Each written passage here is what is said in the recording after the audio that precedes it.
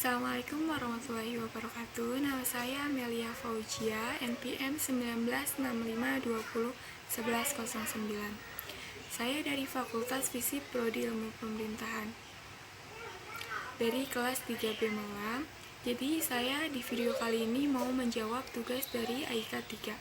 Soal yang pertama yaitu bagaimana kriteria memilih calon pasangan hidup suami atau istri menurut Islam. Memilih calon istri yang pertama itu kesolehannya, karena Rasulullah berkata, jangan kamu menikahi wanita semata-mata karena kecantikannya dan hartanya. Sesungguhnya wanita yang tidak berhidung lagi tuli, tetapi beragama lebih baik. Yang kedua itu subur dan romantis. Nabi berkata, nikahilah wanita yang penuh cinta kasih, romantis dan subur. Yang ketiga itu berkenan di dalam hati kita, sebagaimana perintah Rasul kepada nabinya agar melihat calon istri sebelum melamarnya. Diutamakan yang masih gadis atau perawan. Hadis riwayat Imam At-Tabrani. Nikahilah wanita yang masih perawan, karena mulut mereka lebih segar dan lebih manis, lebih subur serta diridhoi dengan kesederhanaannya. Lalu memilih calon suami. Yang pertama itu mencari suami yang bertanggung jawab dan amanah kepada kita. Dalam surat At-Tamrin ayat 6, Allah memerintahkan orang-orang beriman agar memelihara anak dan istrinya dari siksa api neraka. Yang kedua itu mencari calon suami yang bertakwa kepada Allah. Yang ketiga, memiliki ilmu pengetahuan untuk menjadi tanggung jawab suami untuk mendidik anak dan istrinya nanti. Soal yang kedua itu apa bekal yang dipersiapkan oleh seorang calon suami istri menurut Islam. Nah, yang pertama itu kita harus mempersiapkan niat yang tulus dan matang, karena niat yang tulus itu poin utama supaya untuk menentukan langkah ke depan dengan pasangan menjadi mudah. Yang kedua itu melakukan ta'aruf. Ta'aruf memiliki banyak manfaat, diantaranya adalah terhindar dari zina, karena dalam proses ta'aruf, laki-laki dan perempuan dilarang berdua-duaan dan bertemu secara diam-diam. Lalu yang ketiga itu memperbaiki akhlak dan mengamalkan sunnah.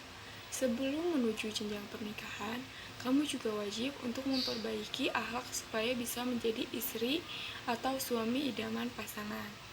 Yang keempat itu kita harus sabar mengelola emosi. Dalam mengarungi bahtera rumah tangga, pastinya akan menemui suatu permasalahan.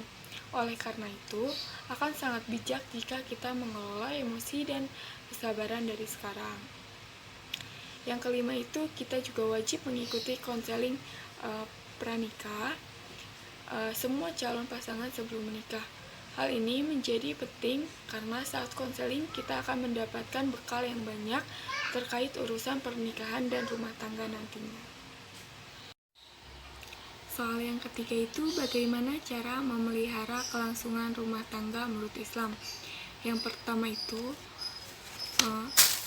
perlakuan baik dan ketaatan.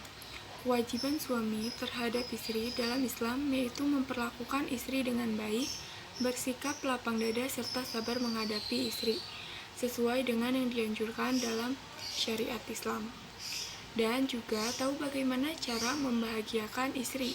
Sementara kewajiban istri terhadap suami dalam Islam adalah menaati perintah suami selama perintah itu dalam hal kebaikan. Yang kedua itu saling memahami keadaan yang demikian demi mencapai keselarasan dalam rumah tangga. Nah, yang ketiga itu kita harus jujur satu sama lain, karena kejujuran itu sangat penting dalam kehidupan berumah tangga. Yang keempat itu saling menghormati. Istri diwajibkan untuk taat dan mematuhi suami, dengan kata lain ia juga harus menghormati suaminya selaku kepala keluarga. Begitu pula dengan suami harus menghormati istrinya. Yang kelima itu kita berusaha menyenangkan pasangan. Saat istri berdandan cantik, memang seharusnya dilakukan hanya untuk suami, dan memasakkan suami kesukaannya Atau suami memuji masakan istri karena pada dasarnya manusia memang senang ketika mendapat pujian. Nah, yang keenam itu kita mencari solusi bersama. Menikah berarti membangun hidup bersama, saling berbagi dan satu sama lain. Begitu juga ketika ada masalah atau konflik dalam keluarga yang melanda, harusnya kita dibicarakan dengan baik-baik. Yang tujuh itu qanaah. Yang namanya hidup berumah tangga artinya harus berusaha mandiri, lalu toleransi, solidaritas, dan kepedulian. Tidak benar untuk menuntut kesempurnaan dari suami maupun istri, karena pada dasarnya manusia tidaklah yang sempurna. Kesempurnaan hanya milik Allah. Yang kesembilan itu sakralitas rumah tangga. Sakralitas di sini adalah di mana dalam rumah tangga segala sesuatu harus didasari atas ketaatan terhadap syariat Allah Subhanahu wa Ta'ala. Membangun rumah tangga jika hanya dipandang dari segi materi. Soal yang keempat itu bagaimana peran orang tua dalam mendidik anaknya menurut Islam. Yang pertama itu anak lahir dalam keadaan suci, menciptakan anak-anak dalam keadaan suci tanpa dosa. Bila anak berkelakuan nakal, jangan menyalahkan dirinya atau memarahinya, karena lihat dulu lingkungannya bagaimana nih, karena anak kecil itu gampang meniru dari lingkungan sekitarnya. Yang kedua itu orang tua bertugas menjadi pembimbing dan teladan bagi anak-anak dalam menaati Allah dan Rasul-Nya. Orang tua yang baik akan mengambil tanggung jawab secara serius, sehingga anak akan tumbuh menjadi pribadi yang baik dan selalu melakukan hal benar sesuai ajaran agama Islam.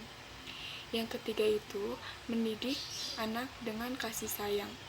Rasulullah SAW memahami bahwa sifat alami anak-anak adalah keinginan mereka untuk bermain, sehingga dia tidak pernah memarahi atau menghentikan anak-anak saat sedang bermain. Selain bermain, anak-anak juga membutuhkan kasih sayang dari orang tuanya. Lalu menerapkan batasan kepada anak. Anak memerlukan batasan untuk membuat perilakunya lebih terjaga dan lebih baik lagi. Anak tetap diberi kebebasan untuk bersikap, tapi tetap tidak boleh melanggar batasan yang telah ditetapkan oleh agama, seperti mencuri atau menyakiti orang lain. Lalu kita juga mengajarkan anak tentang tanggung jawab, akan membuatnya belajar mandiri namun tidak diandalkan, juga produktif.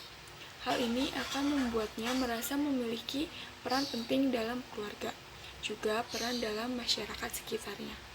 Sekian dari saya, kurang lebihnya mohon maaf. Wassalamualaikum warahmatullahi wabarakatuh.